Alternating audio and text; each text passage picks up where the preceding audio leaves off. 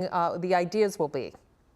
Well, so far things have been pretty tight-lipped as far as what exactly we'll hear today, Terry. But we do know over the past several days, we've heard in reports and from the Attorney General's office that mainly they're looking at a heightening of training requirements for police officers. That's what we expect to be one of the big pillars of what's announced today. We do know last week when we were in a coronavirus briefing that the governor went off topic and talked about police reforms. One of the things he mentioned at the time was a willingness to enact a sort of licensing process for police officers, much like doctors or even plumbers or electricians or nurses are all licensed in the state of Ohio to operate. He signaled a willingness to have a process where police officers are licensed to operate, since they do have the ability to control right up until the point of lethal force how the interactions with the public go. So training, licensing, two things we expect to hear about today. Now, Jeff, earlier today you were at City Hall where the group Black Freedom was meeting with Columbus Mayor Andrew Ginther. How did that meeting go? They were very excited coming out. So that was a closed meeting.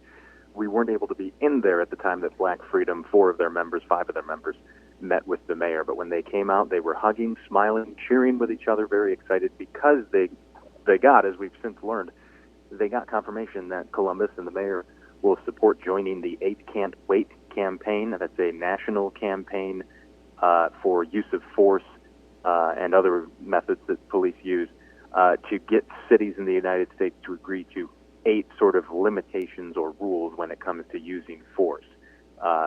There's going to be more about that reported on our broadcast tonight at 5 and 6. I believe Lisa Rondel is on the story for us, but certainly that was a big thing to come out on the local level at Columbus, and we'll wait to see what sort of use of force issues come up in this news conference with the governor as well. Absolutely. Now, Columbus making its own police reforms. Yesterday, Ginther signed an executive order banning using tear gas on peaceful crowds, and he restricted the use of pepper spray only for certain circumstances. Jeff, I find it hard to believe that will not be included in what the governor and Dave Yost, what they're announcing today. Certainly, we know that in politics there is an element of reacting to what people see, and we all saw, not only in Columbus, but all across the country, the use of the tear gas, the pepper spray, the knee knocker rounds, the rubber bullets, all of those non-lethal uses of force meant to disperse the crowds that really caused a lot of blowback and consternation among the public on why they thought peaceful protesters were being dispersed with these methods. I was out in that crowd, Terry. I caught some of that tear gas myself. Certainly it's not pleasant. A lot of people say that there are, long-term potential health impacts from inhaling that gas if you do it, over an extended period of time, as was seen at these protests. So I don't know that we'll see anything announced about tear gas, pepper spray. I think certainly we'll be asking about that if we can. And before you went into the crypt, you and I were talking, and you told me about a bus protest. And right now we're looking at an overview of the State House. And on the left side of the screen, you can see a number of buses just going up the street there. Last count, what did you count? 37 buses? We were told there would be 37. So I stood on a corner. If you're looking at the screen, it's the lower right-hand corner of the screen. That's the corner that I was standing on a little while ago. And these buses, as you can see in the top left corner of your screen, just constantly circling that inner perimeter at the State House. So that is Cardinal Transportation is leading the local effort, and they've joined with other companies from around Ohio to, again, put buses in constant motion around the perimeter of the State House. They're calling attention to the fact that while, the airline industry has gotten some federal help during this coronavirus shutdown time, the bus and motor coach and limousine and specialty transportation industry has gotten no such help, and yet they run about the same amount of trips, I'm told, each year as the airline industry. And so they've been heavily impacted. That's why they're circling, asking for state and federal help. All right, Jeff, looks like the news conference is underway. We're in today the tie of the Art Academy of Cincinnati. As we work through this coronavirus, we're going to continue to see hot spots flare up in different communities, in different counties. There is one that is occurring now. It has occurred in Clark County. This has to do with the Dole Food Processing Plant. So far, over 200 people who work there have tested positive. I bring this up because I want to make it very clear to all the health departments in the state of Ohio that we are here to help.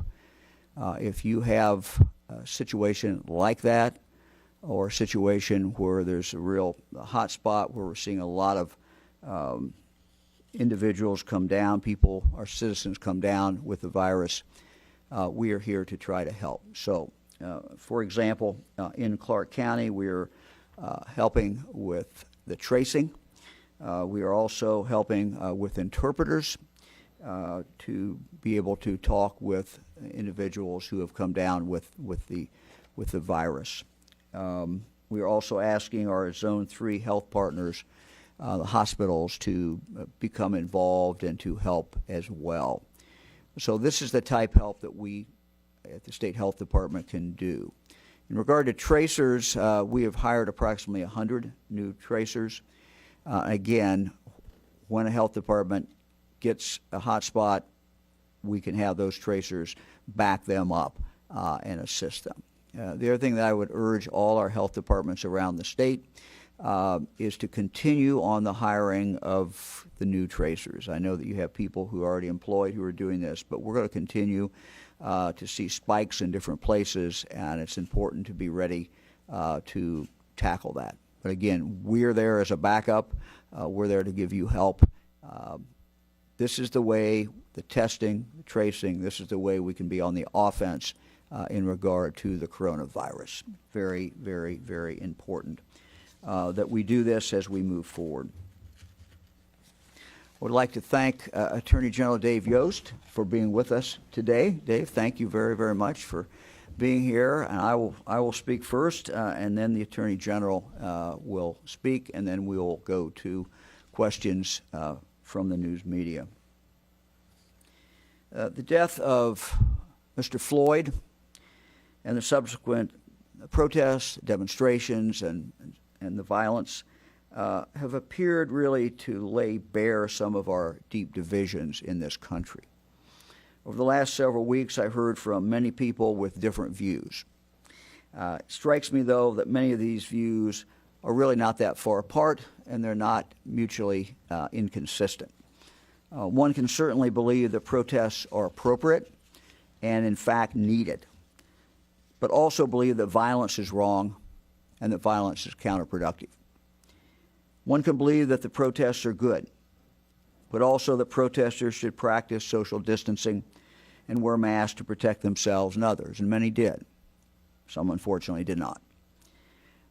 One can believe that most police men and women are dedicated public servants who risk their lives every single day to protect us, and also believe that there are some officers that should not be police officers.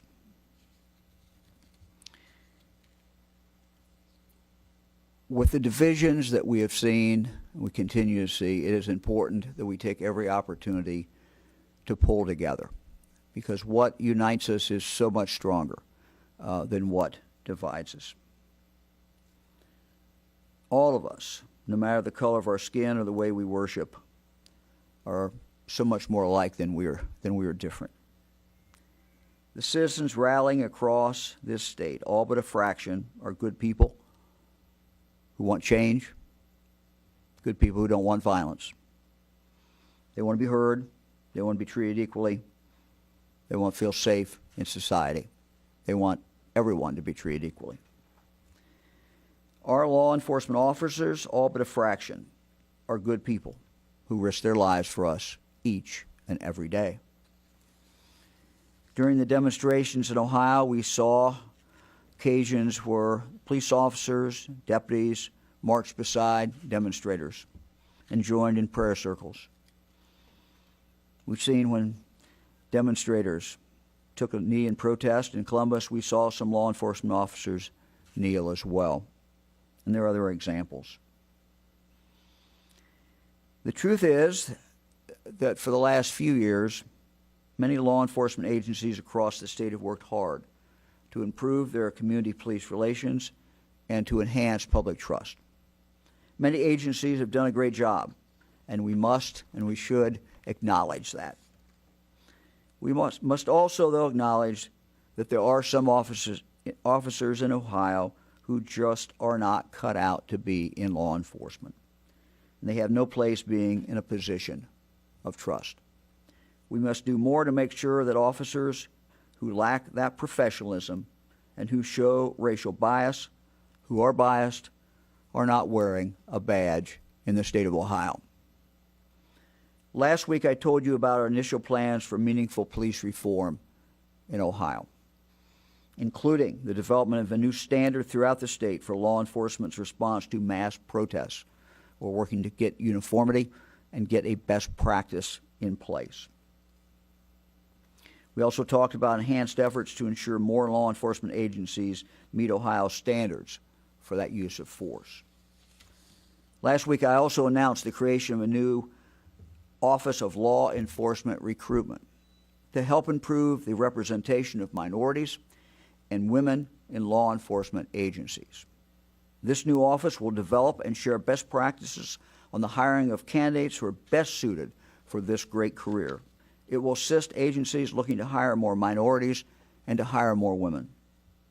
I'm pleased to announce this afternoon that Dr. Patrick Oliver, who currently serves as the director of the Criminal Justice Program at Cedarville University, has agreed to serve as the lead consultant to this office. Dr. Oliver served for 27 years in law enforcement, including 11 years as a trooper with the Ohio State Highway Patrol. And he has served as the police chief in Fairborn, Grandview Heights, Cleveland, and as the ranger chief of the Cleveland Metropolitan Parks. We're very grateful to work with Dr. Oliver. I've worked with him in the past, and he will be a great addition. The steps announced last week are steps that I could take immediately as your governor. But many of the other things that need to be done take legislative action, and that's what we're here to talk about today. We've been talking with many members of the legislature, talked with Representative Phil Plummer, Representative Cindy Abrams, about the bill that they unveiled last week on law enforcement reform. And I look forward to working with them and all members of the General Assembly. This morning I spoke again with members of the Ohio Legislative Black Caucus. I listened to their concerns. I told them some of the things that I would be outlining to you today. And let me just say, in regard to them and to other members of the General Assembly and to anyone who is watching out there today, this is a process. This is not just go do something and then move on.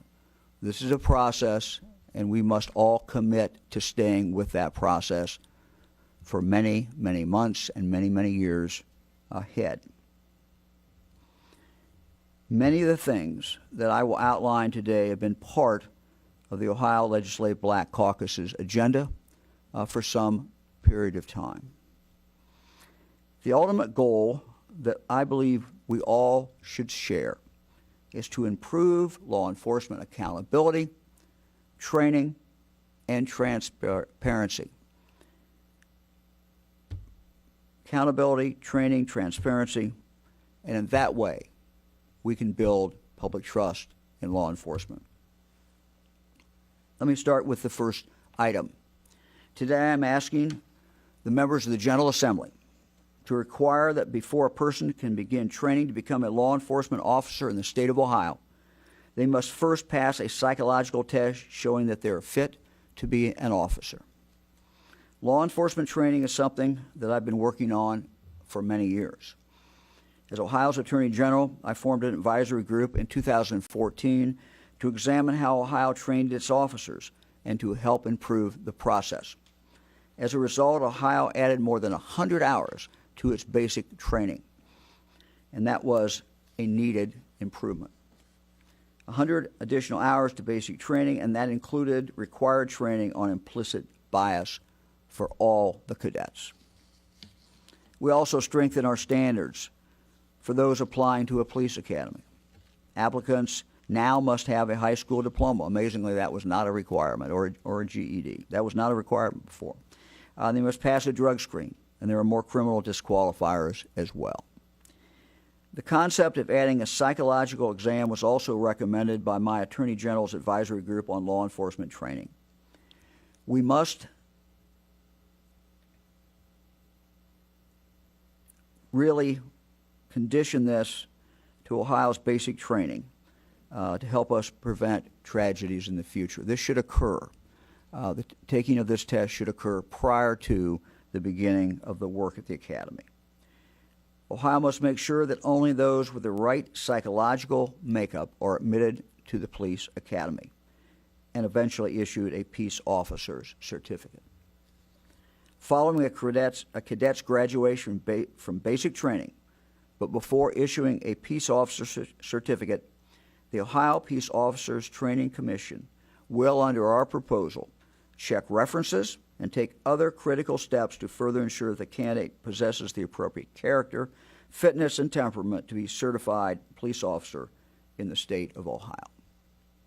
Second, I'm also announcing today that through the Ohio Department of Public Safety's Office of Criminal Justice Services, we will fund this year, 2020, 6 additional hours of de-escalation training. This de-escalation training will include helping law enforcement officers understand people who have a mental health condition, people who have a drug or alcohol dependency issue. This will include use of force training, implicit bias training. These hours will be offered free to any law enforcement officer in the state of Ohio who has not already received this training in the year 2020.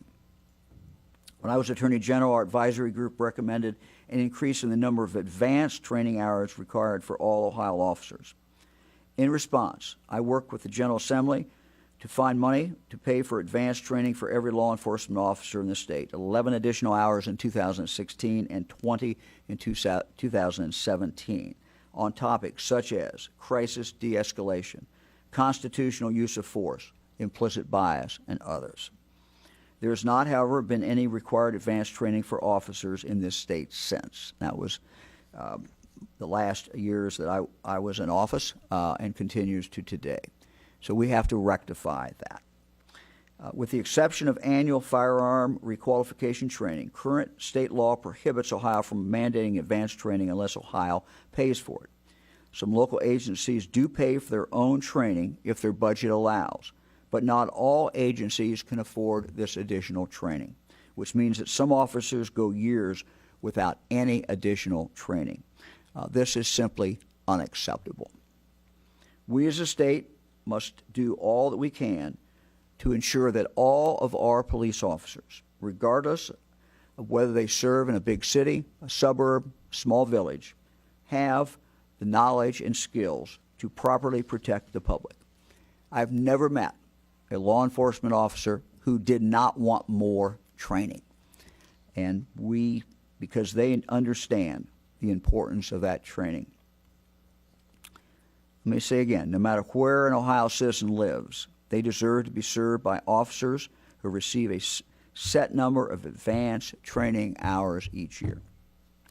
So today I'm asking the Ohio General Assembly to start a discussion with me, with the Attorney General, and with the public to find a permanent funding stream for law enforcement training so that Ohio can have that specific training every single year for police officers in the state. Again, it is a patchwork. It is very uneven.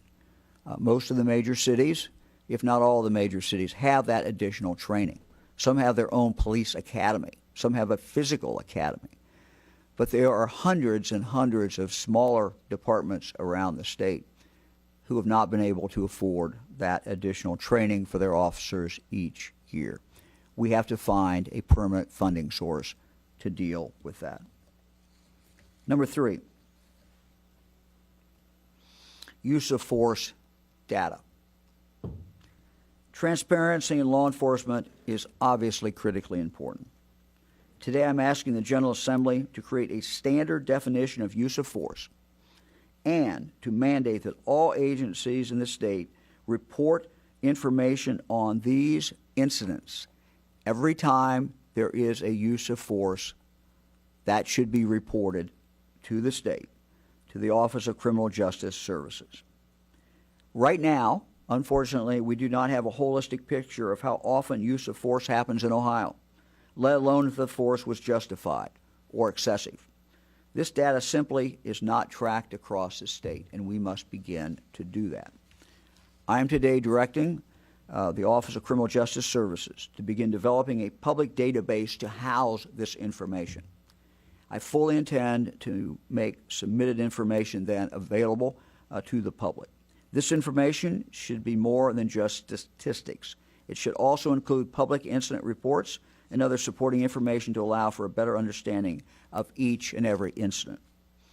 The Ohio Criminal Justice Services already collects extensive data from local law enforcement. They're used to doing this.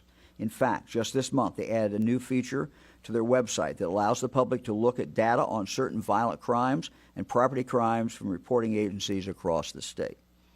Police data related to use of force will not only provide transparency for all Ohio citizens, but will also improve our understanding of why these incidents happen so that we can proactively work to prevent them in the future. If you don't know the facts, it's difficult to make judgments, it's difficult to make corrections. We will be able to identify situations that most often lead to force so that we can offer de-escalation training specifically related to the scenarios that we find to be most common. Let me talk about chokeholds. I'm asking the legislature to ban this maneuver across the state of Ohio unless it is determined that the officer was justified in using deadly force. So only in those rare cases where the officer's life is in danger or where the officer is taking action to protect another individual from losing their life. Two, the only time this chokehold should be used is in life or death situations, when an officer is fighting for his or her life or protecting the life of someone else. I've asked all of our executive branch agencies with a law enforcement component, Department of Public Safety, for example, the Highway Patrol, the Department of Rehabilitation and Corrections, our prisons, our Department of Youth Services, to examine their use of force policies as they relate to chokeholds and to comply with what I just outlined. Next. Today I'm calling on the General Assembly to mandate an independent investigation for all officer-involved shootings and all in-custody deaths. It's time for this process to become automatic and mandatory for every law enforcement agency in Ohio, big and small. When I served as Attorney General, our Bureau of Criminal Investigation, BCI, was and still under Attorney General Dave Yost, is often requested to act as an outside independent agency to do an investigation, to investigate serious officer-involved incidents, to avoid the perception of any impropriety. But requesting BCI or any other outside agency is not necessarily mandatory. It's not mandatory, meaning some agencies do investigate their own officers. Simply put, law enforcement agencies should not be investigating themselves. Even if they do a great job, there is still the appearance of impropriety. There is the appearance, and people may not trust the outcome. Even if an agency's internal affairs unit conducts these investigations strictly by the book, there can still be the perception that investigators are covering for their coworkers and their friends. The concept of internally investigating incidents involving serious harm or death is frankly outdated, and it needs to end. It does not inspire the public trust that is so very, very important. Be it BCI or another qualified neutral agency, outside investigators should always be called in to investigate every incident, every time.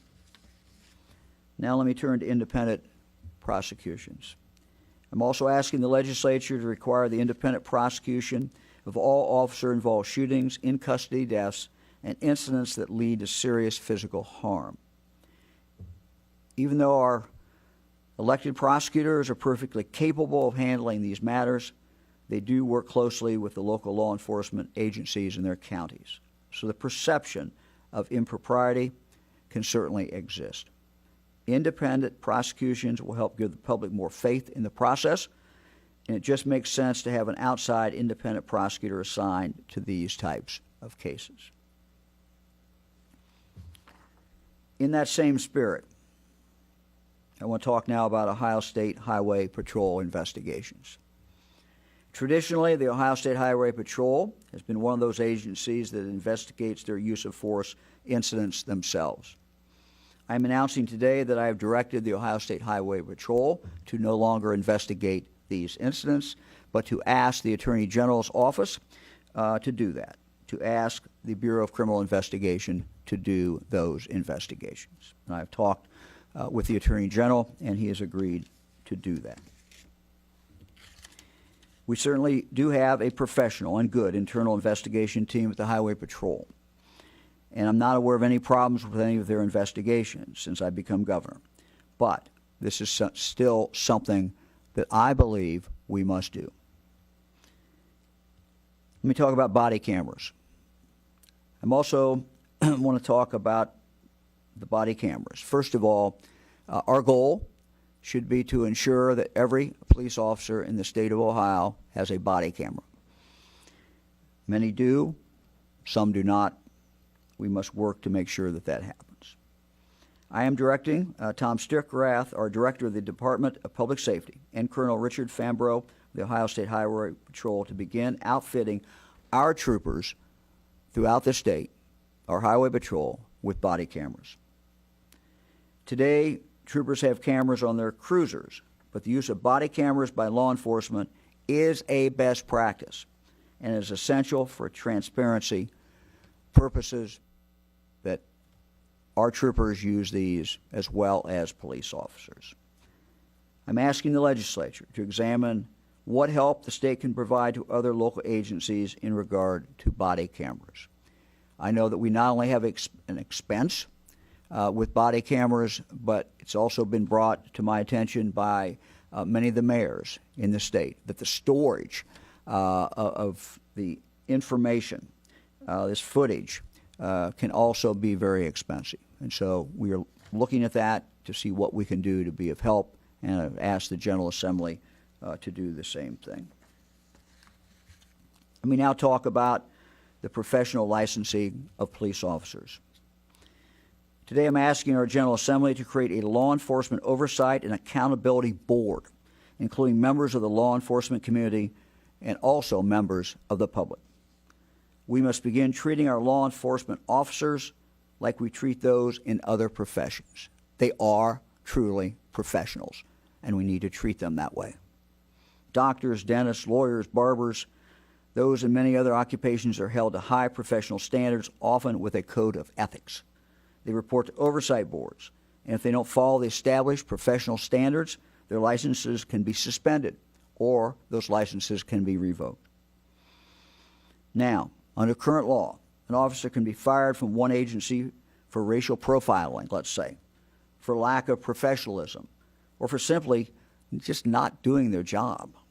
But that officer can keep his or her certificate and can carry on this behavior when they're hired somewhere else. And the sad truth is that many times the new agency does not know the background of that particular officer. Again, the vast majority of our officers do a bang-up job. They're out there protecting us each and every day. They are the ones who get the angriest when they see an officer who is not doing what they should be doing. The only way the state can revoke a peace officer's certificate today is if that officer is convicted of a felony.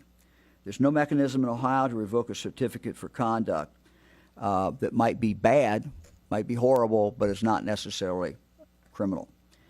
Now it is the time, I believe, to begin treating peace officer certificates more like licenses. And in fact, they should be licenses. This board that I'm referring to, which would be under the Ohio Peace Officers Training Commission, would work with law enforcement experts from across the state and the country to establish standards and a code of conduct for Ohio's law enforcement as a profession. The board would then be responsible for ensuring that Ohio's law enforcement officials adhered to this professional code of conduct. And if not, they would have the authority to suspend and revoke a peace officer's license when necessary. This is similar to the way other professional licensed professions are treated, including physicians and including lawyers. Those within the law enforcement community who fail to report violations by other officers would also be able to be disciplined. In many professions today, if a lawyer, for example, sees another lawyer, or a judge sees a lawyer who is doing things that they should not be doing, violating the code of professional conduct, there's an affirmative obligation on that person, on that lawyer, to report that. Same way with the doctor. This is an obligation that I believe police officers should have as well. Let me now turn it to the Attorney General. Dave, thank you for coming very much, and we're anxious to hear your comments as well. Thank you, Governor. Thank you for your leadership in this area. I would like to begin by watching a 58-second video and making a quick comment, because there has been a great deal of discussion about racism and what it is and isn't, and systemic or residual or deliberate or unintended. And I'd like to make a couple of comments that are germane to this discussion, but let's watch this 58-second video that some of you may have seen already. Don't put your hands in your pockets. Don't put your hoodie on. Don't be outside with no shirt on. Check in with your people. It don't matter even if you're down the street. Don't be out too late. Don't touch anything you're not buying. Never leave the store without a receipt or a bag, even if it's just a pack of gum. Never make it look like there's an altercation between you and someone else. Never leave the house without your ID. Don't drive with a wife beater on. Don't drive with a do-rag on. Don't go out in public with neither. Don't ride with the music too loud. Don't stare at a Caucasian woman. If a cop stop you randomly and start questioning you, don't talk back, just compromise. If you ever get pulled over, hands on the dashboard, and ask, could you get out your license and registration?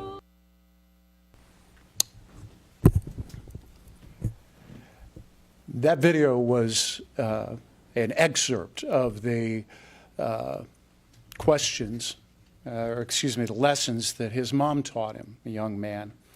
And a question that I would ask all of us, and especially those of us in the majority community, did your mom teach you those lessons? Did you have rules growing up that assumed that you start out a suspect, or that the fabric of life is unjust? This is not a law enforcement problem. This is a societal problem that has a law enforcement dimension. Police are servant heroes. Exceptions to that general rule have not been dealt with in our society, and this is the hour for that to stop. Governor, I have had several conversations in the last few weeks, and our teams have been working close together. I'm supportive of his ideas.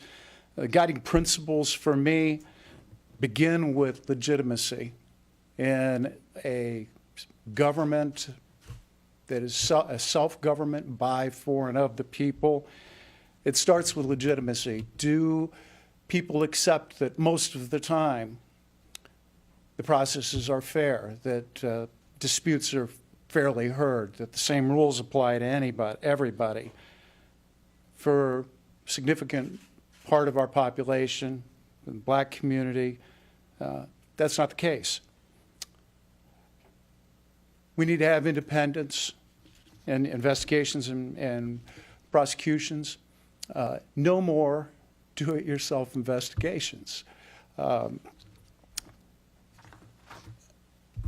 I think the rules apply to everybody. I keep saying that.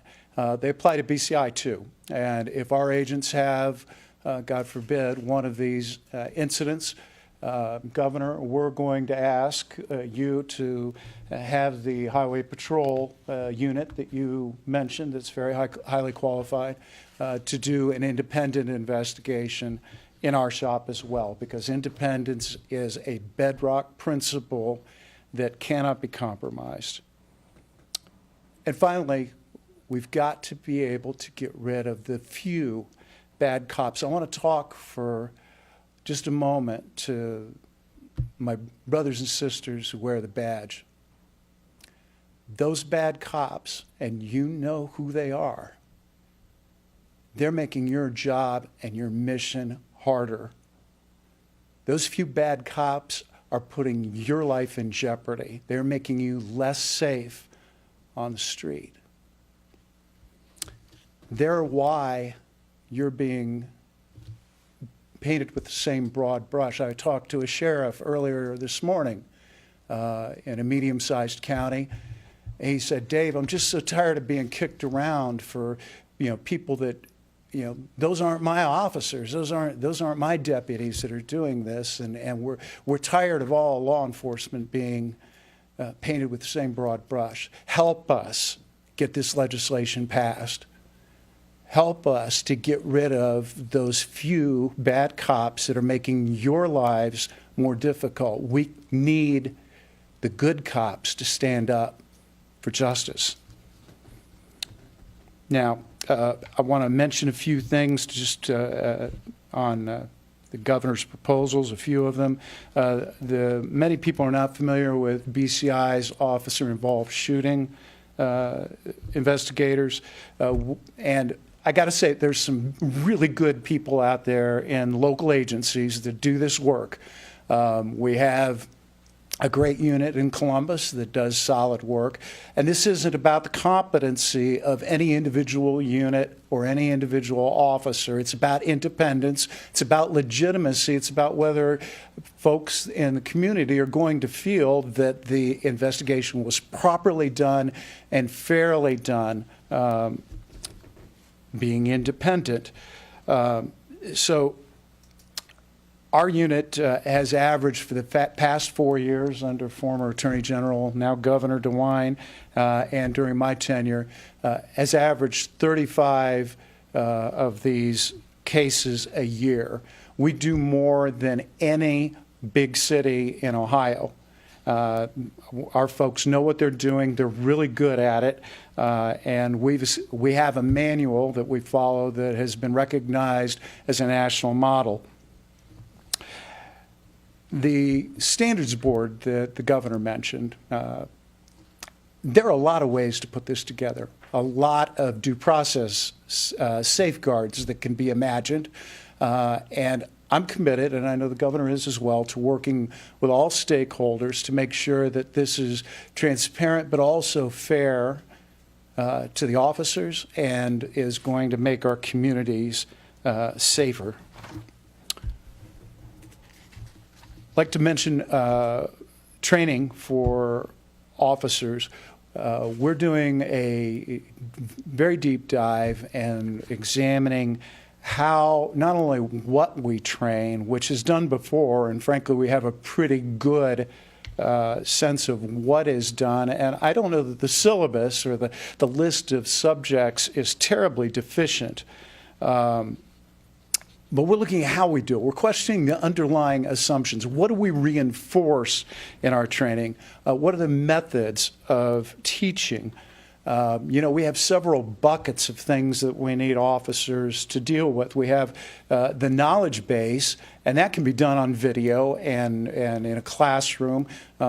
The Fourth Amendment, what is it? When do you need a search warrant? What's an exigent circumstance? Those things can be taught in a classroom format, but then we've got cognitive kinds of things, emotional intelligence, being able to understand what's going on in front of you, be able to identify somebody who might be exhibiting behavior somewhere on the autism spectrum. Somebody might be, as the governor mentioned, having issues with drug or alcohol dependency, or might be having some sort of mental illness problem. And That calls for a different kind of training because it's not just head knowledge, it's being able to observe and draw real-time conclusions. And the only way to actually do that is in role-playing or simulation kinds of exercises. We probably need to experience and expand those scenario-based training. And then we have the kinetic side, which includes lots of things that don't involve guns. There are lots of non-lethal techniques to bring a situation or a person or persons under control, but those require muscle memory. It's not enough to just teach them in a block for 8 or 16 hours somewhere. It's more like, playing the piano or shooting a basketball. You've got to practice that over and over and over again all the time. So we're going to be looking at how we also instruct on the kinetic arts that go with policing. I reviewed yesterday, went through our simulator out at Opata, and most people think of these as the kind of cardboard, cartoon, shoot, don't shoot scenarios with strobe lights going off. They're much more advanced, and under the former Attorney General, we selected probably the most sophisticated company in the country that does these things with decision trees and multiple outcomes. So there's an operator that's working with the simulator, and the officer is actually giving commands, taking action, placing his body in space, and all those sorts of things. And based on how the officer acts and responds, you have different kinds of outcomes that occur. Some escalate and some don't. I asked the vendor, though, how many people do you have in hoodies? You got 800 and some scenarios. How many of them are wearing hoodies and baggy pants? Or how many of them have tats? Or how many men versus women, black versus white? And he said, and this company serves police departments all over the country, and he said, nobody's ever asked me that before. Now, he promised me the data and new scenarios by August, and I'm really excited about that. But this is what I mean when I talk about doing a deep dive and questioning our assumptions. How are we doing these things? And how can we do them better? I started a Facebook page, Be Heard by the AG. I've been monitoring that page. We've had citizens come in and tell their stories, offer their ideas. And today we published a summary page that you can look at because social media draws out the best and the worst in our society, and it can be quite a bit trying to wade through that page there's quite a bit of hate on it, frankly.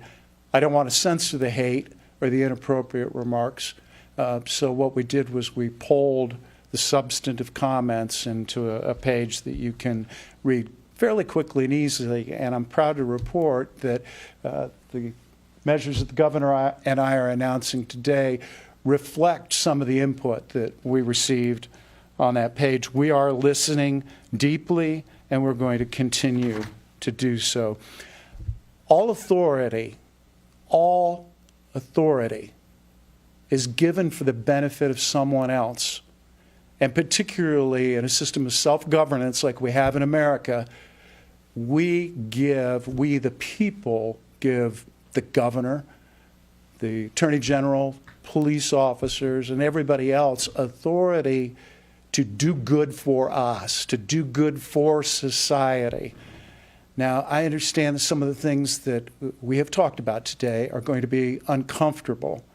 None of it's going to be easy, and there's going to be substantial discussions and maybe arguments as we go through the legislative process. But I beg my colleagues in law enforcement to remember that the reason you got the badge, the reason that we have authority, is to do good. It's to serve. It's for the benefit of those people. I want every one of you to be safe. I want every one of you to come home to your families. But let's remember that the authority is not for us. It's not for our benefit. It's for the benefit of society.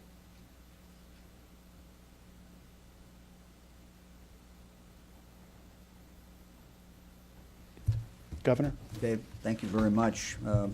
When Dave and I first started talking about these issues, it was, I don't know if it was a surprise, but it was pretty clear to both of us that we had many of the same ideas. And so it's been a good discussion. It's a work in progress. We've reached out to a lot of people. Tom Roberts, NAACP, has been very, very helpful. As I said before, the Ohio Legislative Black Caucus has been very helpful. We've reached out to the Buckeye Sheriffs, the Chiefs of Police. We've reached out to so many other people, the FOP, Fraternal Order of Police, and that process is going to continue. So if we've not reached out to you yet, we're going to, and this is a process. Today's announcements are truly just the beginning. I want to also note that a couple hours ago, the Ohio Mayor's Alliance announced the formation of their new implementation support network for reforming policing practices and rethinking community safety. This network will serve as a platform for cities to share information and policy ideas, customize and implement best practices, track and monitor the impact of policy changes, serve as a vehicle to report on the process of city's law enforcement. They're taking a holistic approach. I congratulate them on that. We look forward to working with them. Now we'll take questions. Laura.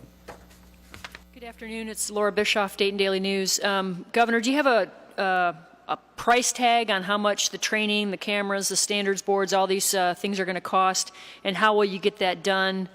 Are you planning on calling the General Assembly back to session in order to get this done lickety-split? And do you have any indication from legislative leaders that they're on board? Well, I think the legislative leaders are certainly interested. We've shared the broad outlines with them. I would certainly hope that the legislature will be able to start hearings immediately. These are things that need to be done. Laura, in regard to the cost, we've not calculated the cost out. Some of it is unknown because we have to figure out exactly how many departments, for example, have cameras today. We talked about the police training. We can identify, and we've told you what the police training is going to cost for this year, but we don't have a funding source for the long term. That is not a new problem. It's been something that I wrestled with when I was Attorney General. But my challenge to my friends in the legislature and challenge to myself is we have to find a funding source. Kentucky, for example, has a funding source. I'm not suggesting we use their funding source, but they have a funding source, which simply means people go buy their insurance. Part of that goes into a fund, and that fund is a permanent fund that is used to train their police officers. So we got to find a source to do that. Some of these things are not really that expensive. The reporting, certainly some cost, but the reporting of these incidents is not a very high ticket item. Taking this from a certificate to a license with a licensing board, we believe we can do this under the Ohio Police Officers Training Commission and maybe have a board right under them that does this licensing. Yes, there will be some cost, but this is not going to be a big ticket item. So these are things that need to get done. These are things that have been talked about for a long time.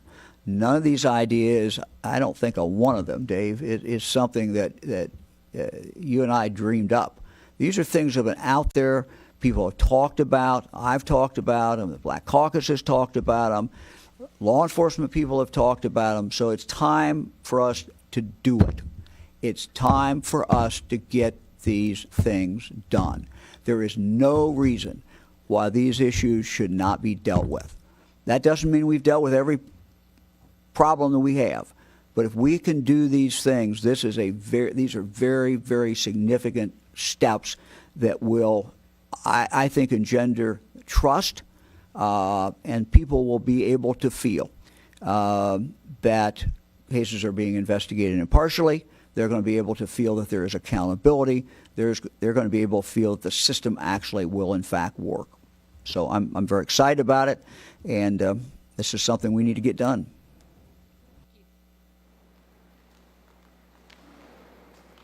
Adrienne Robbins, NBC4, and my question's for the governor. The Attorney General just said this is not a law enforcement problem, it's a societal problem, and we've truly seen that, especially with the coronavirus.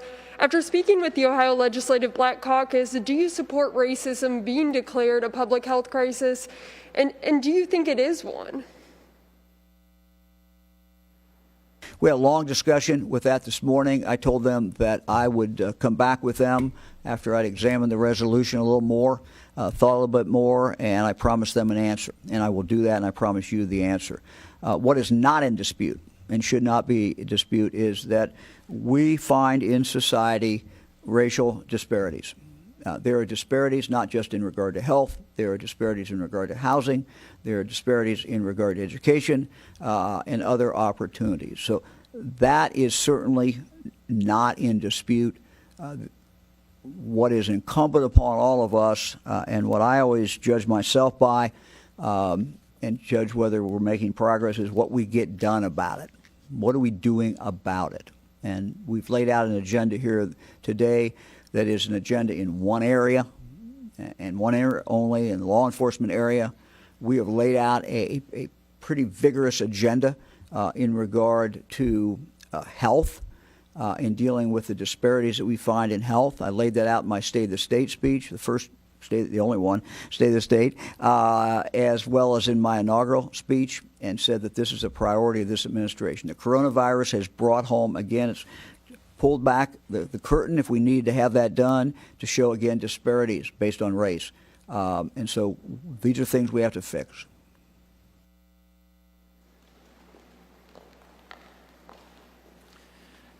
Hi, Rick Ruan from the Columbus Dispatch.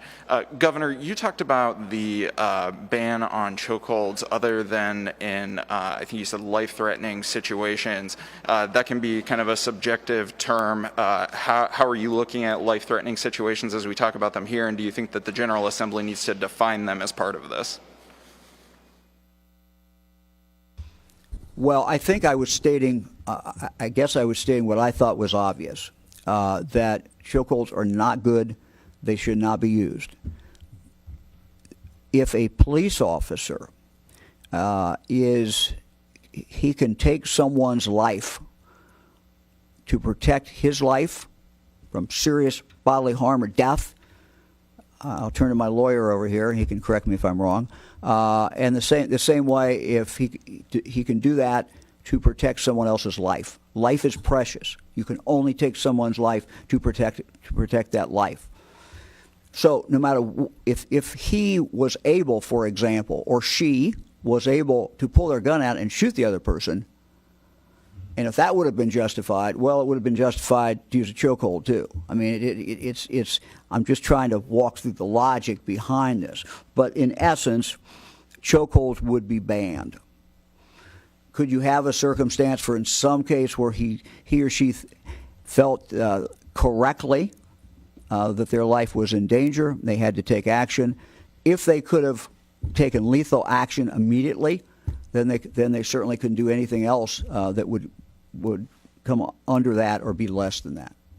So don't get hung up on the exception. The rule is don't use chokeholds.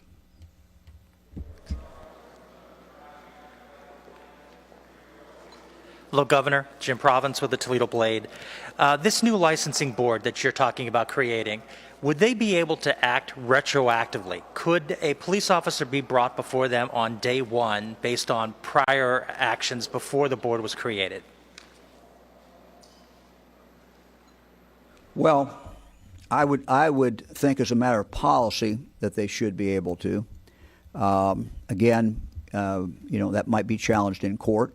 I don't know, Dave, whether you have an opinion about that, but certainly it would operate in the same way that a medical board would.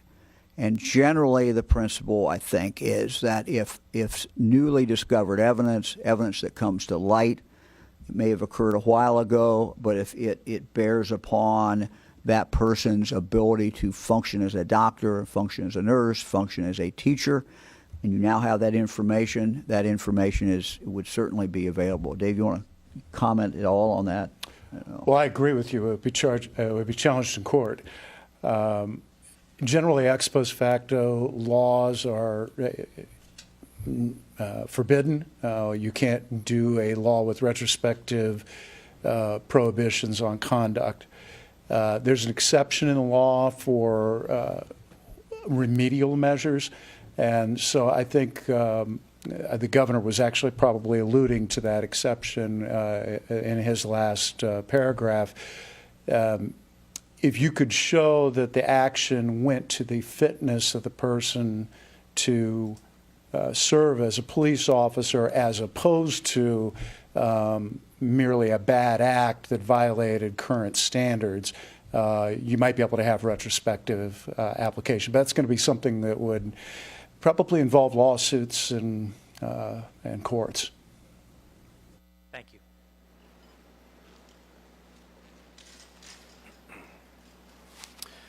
Kevin Landers, WBNS 10 TV.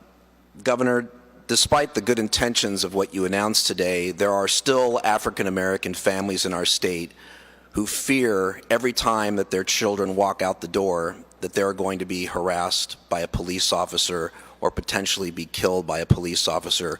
What promises can you give to those families that what you said today will change their belief? And also, would you consider repealing Ohio's body cam laws that currently heavily restrict what videos are made public? Thank you. I would have to look at that law. I'm not that familiar with it, so certainly something that we can look at it. Kevin, I don't think there's any guarantee that any one thing is going to allow people, if they're an African American, to feel totally comfortable.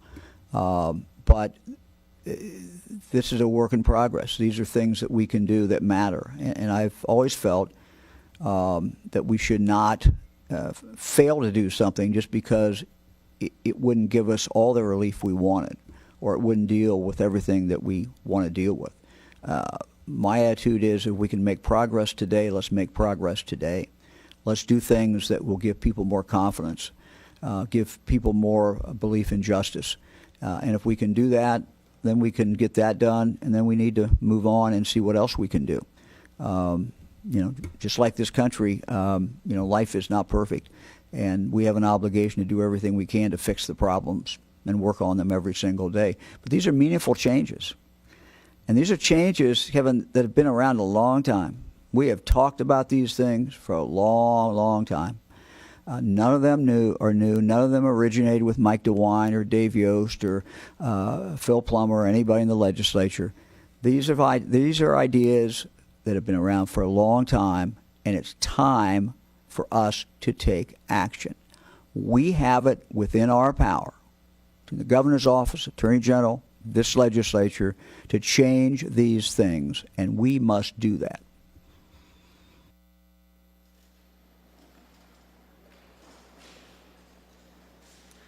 Hi, Governor. Jeremy Pelzer, Cleveland.com.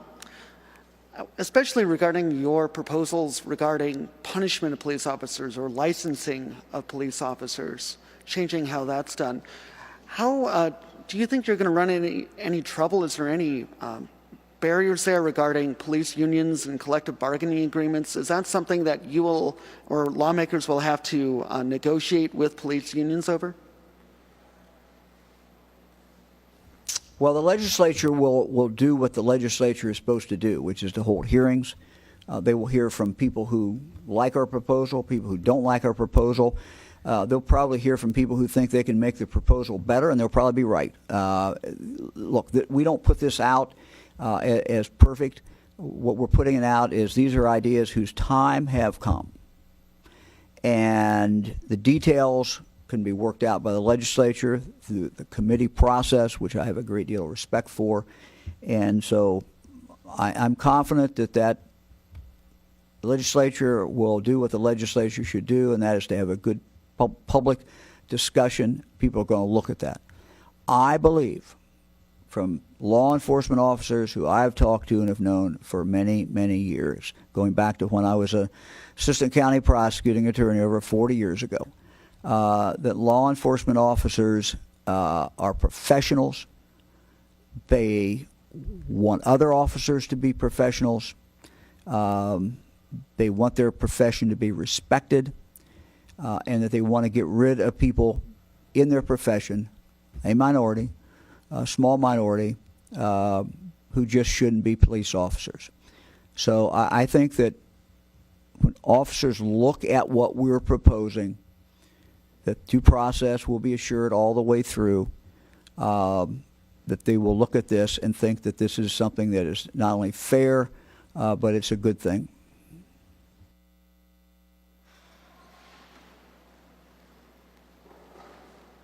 Good afternoon, Governor. Dustin Edsinger with Gongwer News Service. In the past, you've expressed skepticism that independent investigations into police-involved shootings would improve public confidence in the process. What's changed your mind? Well, I don't know if I've had skepticism about it. What I've said, as I recall, is that we certainly, my experience as Attorney General, sometimes we would go in at BCI and do an investigation, and we were an outside agency, but people in some cases still didn't like the results.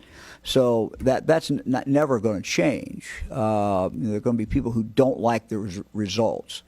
But what I think is important is that people not be able to think that they can think they didn't like the results, they can think they disagreed with it, but they should have confidence that those who are doing the investigation were independent, that they didn't have an axe to grind, that they were not closely involved or knew the people who were involved. I think those are steps that we can take. Again, it won't make everyone happy, but at least it will be that assurance. One of the things that the Attorney General and I have talked about, and since we both have been Attorney Generals, we sort of had the same experience, is that sometimes BCI coming in to investigate in a particular county may not work. It may not work because BCI has been in there several other times. There may be certain facts. And so the proposal that we both have in our mind, it's going to be up to the legislature how to do it, but is that there's alternative. BCI could certainly do the investigation, but there also could be other independent investigators if for some reason there was a conflict with BCI going into a county, going into a jurisdiction. So it doesn't have to be BCI at all. It certainly can be. They're great investigators, as Dave said, but it could also be another independent investigation. The key is it has to be independent.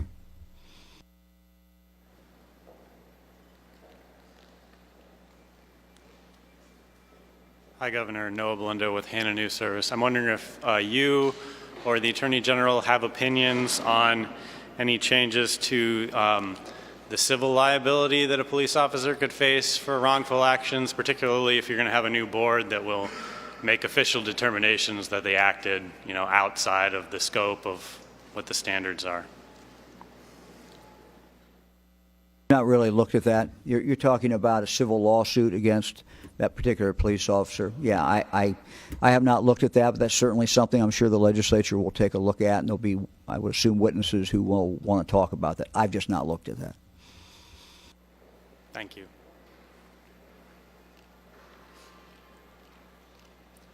Good afternoon, Ben Schwartz with WCPO in Cincinnati. With a question for either Governor DeWine or Attorney General Yost, whoever feels able to answer. My question, though, is 6 hours of de-escalation training enough for police officers, specifically for dealing with situations involving someone with mental illness or drug dependency? Is today's announcement a first step towards more training, or could we expect it to end here? Well, I think, again, I'll go back to what I said. Law enforcement officers who I've known throughout my career always want more training. When we look at people with a mental health challenge, which could include, somebody who is, for example, includes a wide range of things. But as Dave said, it could be somebody who is autistic, and knowing how someone who is autistic sees things or hears things, feels things. I mean, it's the training is trying to put that officer in the place of that person who they're coming in contact with. And, we can't get enough of that training, quite candidly. There are some training that's multiple hours in that area where the police officer works with people in the mental health community in the local jurisdiction, so he or she knows what the resources are in that jurisdiction. That is something that is always, we should have more officers who get that kind of training. What we're talking about, at least for the first 6 hours, is to making sure every officer, we got roughly 35,000 police officers in the state of Ohio, some from very small departments, some from departments where they're not getting any additional training each year. We got to make sure that they get this training, and this should be a minimum. Dave? I concur with that. It's a start. This is in the cognitive bucket that I had talked about earlier and requires, to be effective, in my view, scenario-based training, which is more intensive and more difficult to do. So it's certainly something we need to continue to revisit. I want to caution that I do not speak for the governor here, but it's my personal feeling that the number of hours required for the basic training for a police officer is inadequate. I think that we should be substantially increasing the number of hours required to get the certificate, which is a longer-term solution, but something I certainly am going to be discussing with the legislature. I agree with the Attorney General on that point as well. As I said, we upped it when I was Attorney General, I think over 100 hours, but it probably needs to go higher. It does need to go higher. Dave also mentioned about scenario-based training. Scenario-based training is basically trying to replicate as close as you can to what that officer feels and sees, senses in a very tough situation and tough environment. By its nature, it's expensive. By its nature, you can't do a whole bunch of people at one time. But again, if we could get a permanent source of funding, which I'm not suggesting what it would be today, but if we could get a permanent source of funding, that scenario type training, you can do more of that scenario training. We started to do some of it when I was Attorney General. Dave has continued that and expanded it. But we frankly need to do a lot more because there's no substitute for actual experience. And you don't want to, the first time an officer has to make a life or death decision, you don't want that to be in reality true. You want it to be in a training exercise that's as close to, can simulate the emotions, the experience as quick as or as well as it can be simulated. So it's important. 2 years worth of lectures about painting and read 75 books about it, but until you've spent time ruining some canvas, you're not going to know how to paint.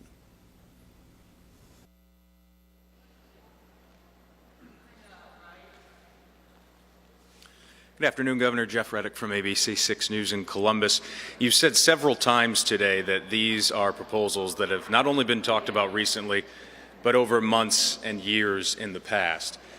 Can you tell us, though, in the past 2 to 3 weeks, in good faith, who many of the specific people of color are whom you've talked to in deciding to bring this specific slate of proposals forward? Who I've talked to? Is that what you said? Yes, specifically people of color whom you've talked to, Governor or Attorney General. On several different occasions to the Black Caucus. I have talked to Tom Roberts, as I said. I've talked to my friend Chris Smitherman. I've talked to a number of people, but also so have my team, members of my team. we still have a coronavirus going on, so we're doing a lot of different things at once. But we certainly those would be individuals who certainly I've talked to, and it's an ongoing process, and we're very, very open to people's ideas. But it's interesting that there really has evolved, I think, a consensus of some basic things that need to be done. And that consensus pretty much existed even before, the last few weeks, before tragedy in Minneapolis. So none of these proposals should shock anybody. What should shock people is if we don't get them passed this time. Anger, or frustration if we can't get it done. But we can get this done. There's just no reason we cannot get this done. People can talk about, well, I want to change this or that, and that's great. We're open for ideas and suggestions. But these are basic things that we, I think have been talking about. I know we've been talking about for a long time, and there's a real consensus. Thank you. Hi, Governor. Andy Chow with Ohio Public Radio and Television State House News Bureau. Thanks for doing this. Part of the call from the anti-racism movement, the protesters out there, they say that law enforcement and the system is structurally racist, such as when an officer uses force because they feel threatened. The officer who killed Tamir Rice felt threatened. The officer who shot and killed John Crawford felt threatened. What do you say to people who believe that the definition of threat is part of the problem? How do you fix that? Well, Andy, it's complicated. I mean, there's no one that should think that any of this is easy. Ultimately, these matters go before a grand jury. In most cases, they go before people of the community who make a decision about whether that officer was acting reasonably, whether that officer had reasonable fear, and they try to put themselves in the place of that officer. Again, I will go back to something that Dave and I just talked about a moment ago. Nothing is perfect, but the more scenario-based training an officer has, the more they have, the less likely they are to make an error. These are split-second decisions, but many times if you go back and look at some of those cases, the officer was in a wrong position. They were not following the protocol to put themselves in that particular position, what they could see, how they could see it. So this is where training comes in, and training comes in, and training comes in. It doesn't mean there won't be tragedies. Doesn't mean that there won't be misperceptions, but having the officer well trained, but also having inside that police department a very specific prescribed protocol that officer knows and understands and is held accountable to. Because when things are happening very quickly, that officer has to be able to go back to their training, but also to the protocol. When I see this, I do this. When I see this, I don't do this. An example, a great example, and it's a topic near and dear to my heart, and that's high-speed chases. You get high-speed chase, and the officer is involved in that, and they become personally involved in it, and they're emotionally involved in it, and that's all understandable. But what has to kick in is there is a protocol.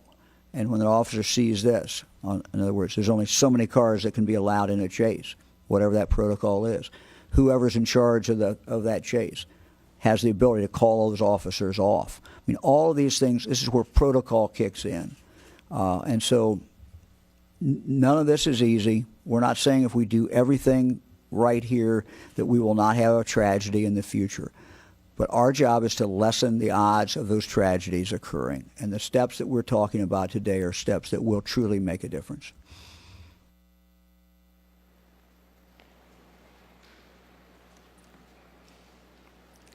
My name is Deba Uwadia, New Americans Magazine. My question is on training.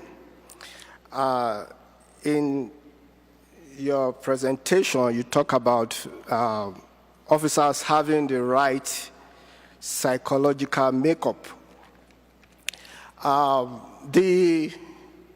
My concern is that it's like an attitude when an officer is called to an incident where there's somebody that is of African descent. The kind of energy, in quotes, that the officer will have in handling that situation is always tougher than the kind of energy he will have in handling a situation of somebody that is not of African descent. In the proposal you are having, you are giving the legislation.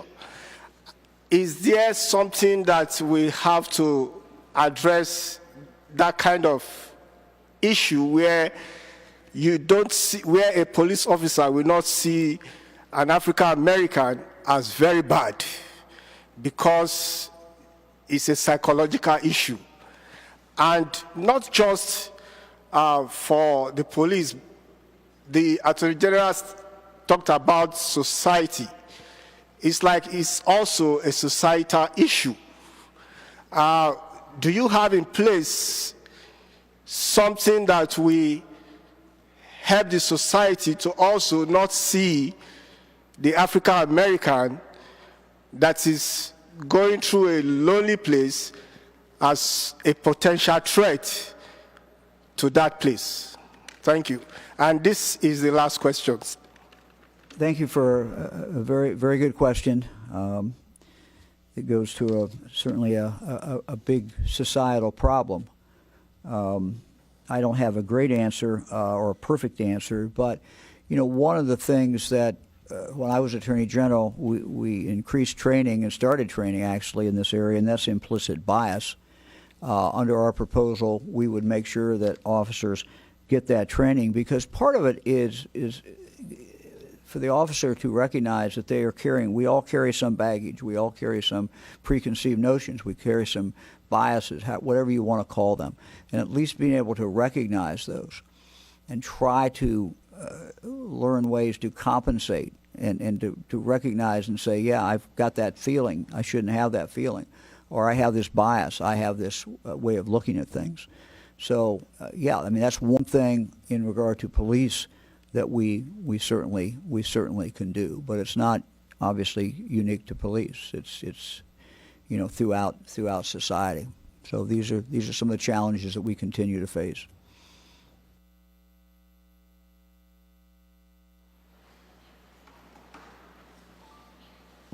Thank you, everybody, very much. We look forward to seeing you all. I'll be back here for our regular press conference at 2 o'clock tomorrow. Attorney General Dave Yost, thank you very much. Thank you, Governor. For being with us, and we hope you all have a good day. Thank you. Governor Mike DeWine and Attorney General Dave Yost announcing several new law enforcement reform efforts today. The governor began by saying that most police are dedicated public servants, but there are some who should not be police officers. DeWine said he will ask the General Assembly to authorize a mandatory psychological test for every person entering police training centers. It's to establish that they're mentally suited to be